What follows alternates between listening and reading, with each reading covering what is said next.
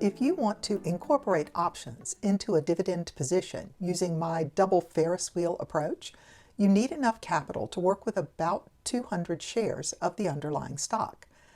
I've been demonstrating this with VIG, a Vanguard Dividend Growth Fund, but that takes about $50,000 to do it properly. A lot of you have asked, can I do this with less? So I went looking for a high-quality stock, a Dividend Aristocrat with a lower share price where the structure still works, and I landed on Franklin Resources. With BEN trading in the $23 to $24 range, I can set up the full strategy, shares, covered call, and cash secured put with about $5,000. That gives me income four ways: options premium from the put, options premium from the call, dividends from the shares, and the potential for capital gains if shares are called away. Here's how I think about it. I get paid when I open the options trades. That money is mine to keep, no matter what happens at expiration. Expiration is where I see what happens with my shares and decide what I want to do next. Let me show you how I set this up step by step, and at the end we'll look at the numbers and see exactly what each outcome could be. My first step will be to sell a $20 cash secured put expiring on May 15th, which is 38 days from today. I always like to start on the put side. This is where I choose the price where I'd be willing to buy more shares, and in this case, that's $20. So I'm setting aside $2,000 to secure that contract, and I'm getting paid to wait for a price I already like. I'm going to ask for $21, and I got a much better fill than I asked for, generating $30 in income. So I'm using $2,000 worth of collateral, and I received $29.34 for the trade for an annualized rate of return of 14.09%.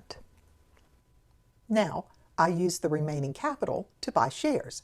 This is the foundation of the position, the part that will generate dividends and support the covered call. And because I've already collected premium from the put, I can often pick up an extra share. Premium is cash, unless I use it to buy shares, and then it becomes compounding ownership. And that's how the position grows over time. So let's buy some shares. I started with $5,000, but I'm using $2,000 to secure the put that I just sold, and I received $29.34. So I have $3,029.34 that I can use to purchase shares. With the current share price at $23.65, I should be able to pick up about 128 shares, while still staying in my budget of $5,000 total for this new trading series. So I'm placing an order for 128 shares, and I can expect a $3,021 debit from my account. So I just spent $3,020.80 to buy 128 shares. Now I layer in the covered call.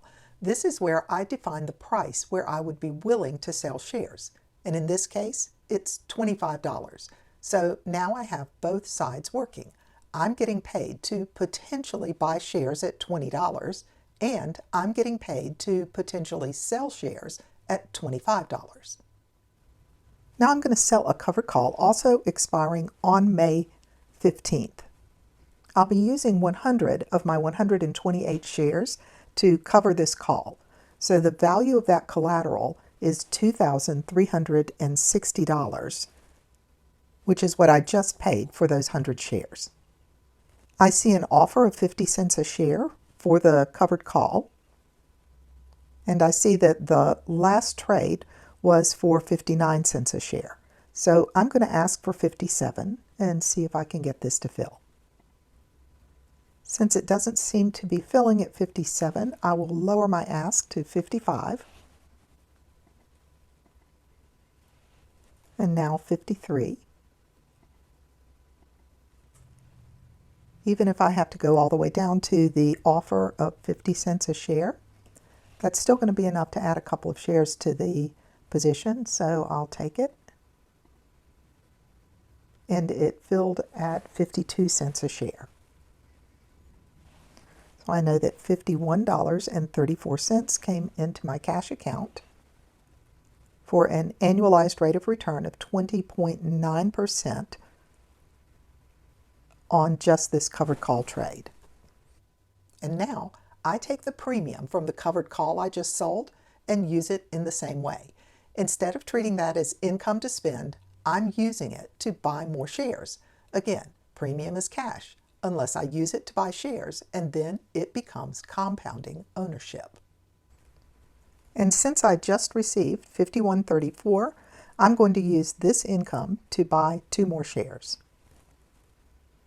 It filled at $23.61 per share. Now I'm going to sum up my total expense and income on these 4 trades. I sold a cash secured put and received $29.34. Then I bought 128 shares. I sold a covered call with a strike price of $25 and received $51.34, and I used most of that income to buy 2 more shares. So right now I am out of pocket $2,987.34, and I'm using $2,000 to secure a put that expires on May 15th. And I'm going to note over here that I have 130 shares. Now let's take a step back and look at what could happen at expiration. Remember, the premium is already mine. Now I'm just managing the outcomes. If the share price drops below $20, I'll be assigned on the put. If the share price is between $20 and $25, neither option is assigned. And if the share price moves above $25, 100 of my shares may be called away at a profit. Each of these outcomes is defined in advance. None of this is a surprise. So what's going to happen on May 15th? The share price of Franklin Resources is going to land in one of 3 places. It will either be less than $20, between $20 and $25, or greater than $25. If the share price is less than $20, then I may be assigned to buy 100 shares and I will have to pay $2,000. That's the outcome of this cash secured put, where I made a commitment to hold $2,000 in reserve in case I'm assigned to buy these shares. If that happens, I will spend $2,000.